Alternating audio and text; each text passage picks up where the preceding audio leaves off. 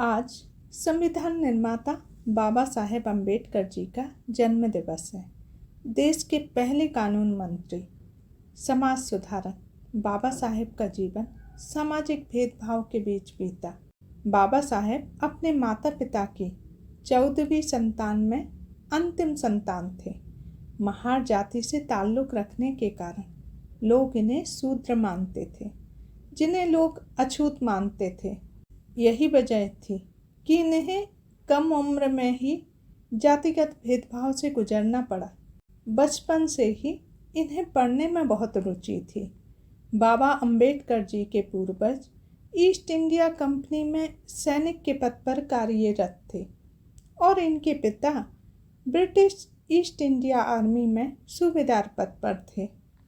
अम्बेडकर जी के पिता जानते थे कि इनकी पढ़ाई में बहुत रुचि है, तो उन्होंने स्कूल में एडमिशन करवाने की कोशिश की।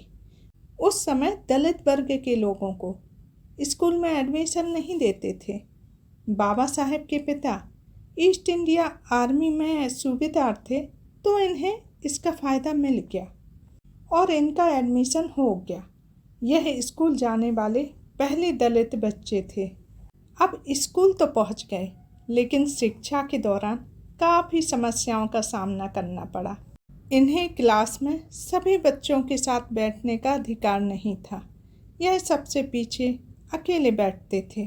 सभी बच्चों को तो जब प्यास लगती थी तो वह पानी पी लेते थे, लेकिन इन्हें पानी छूने का भी अधिकार नहीं था।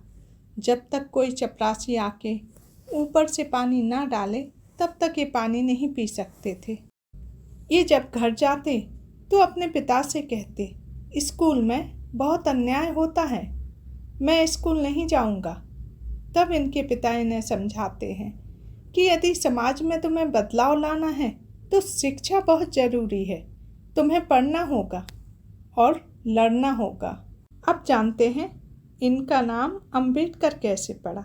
बाबा साहेब के पिता ने जब स्कूल में एडमिशन करवाया था, तब जातिगत भेदभाव के चलते भीमराव सकपाल की जगह भीमराव आम्बेडकर लिखाया। इसकी वजह इनके पिता ने अपने गांव के नाम पर इनका सरनेम लगाया। इनके गांव का नाम था अम्बाडवे। तब इनका नाम लिखा गया भीमराव अम्बाडवेकर। बाबा साहेब पढ़ने में काफ़ी तेज थे। इसी खूबी के कारण स्कूल के एक शिक्षक कृष्णदेव अम्बेडकर उनसे खास स्नेह करते थे। कृष्ण महादेव अम्बेडकर एक ब्राह्मण थे।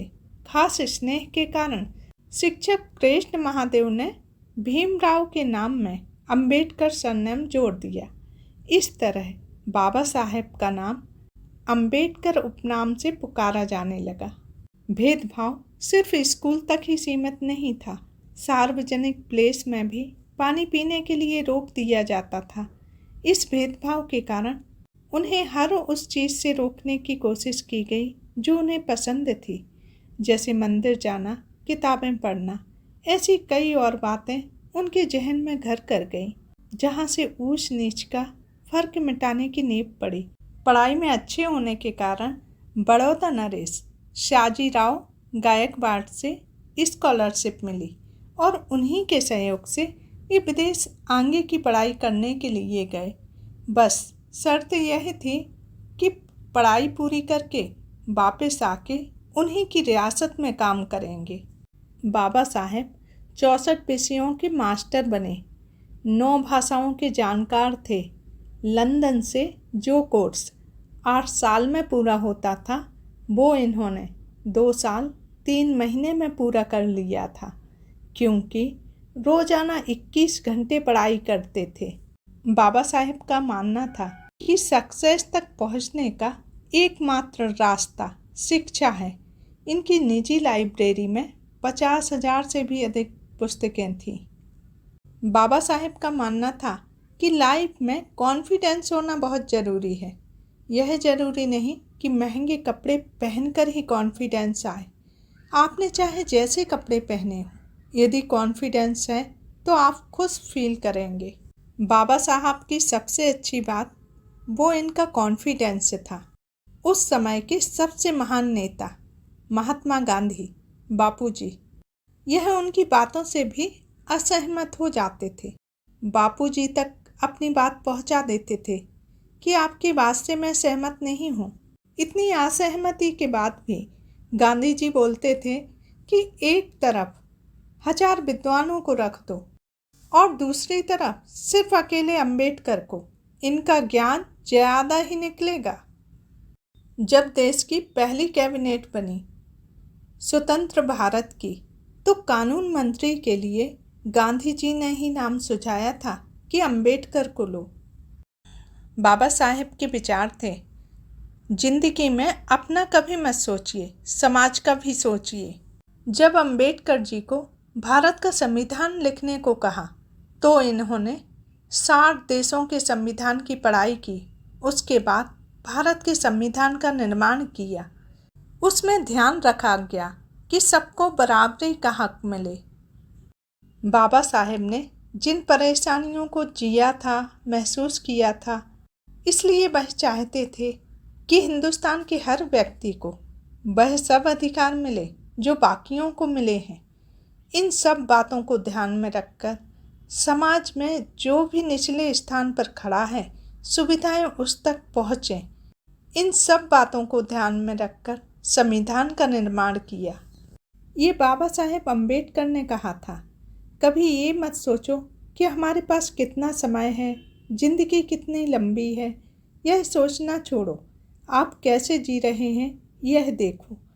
आपका कोई पर्पज होना चाहिए।